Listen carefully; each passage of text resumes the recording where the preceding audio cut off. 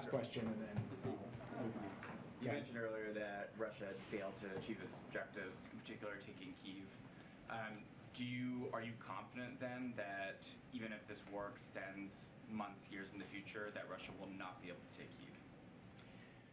So we do have confidence that the bravery of the Ukrainians and the support of the West to Ukraine will enable Ukraine to effectively defend and sustain its capital.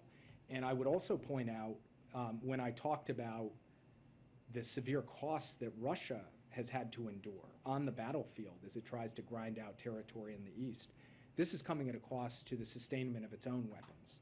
And I'll just give you one example before I leave, which is an example that I think is pretty newsworthy and noteworthy. And that is that our information indicates that the Iranian government is preparing to provide Russia with up to several hundred UAVs, including weapons-capable UAVs, on an expedited timeline.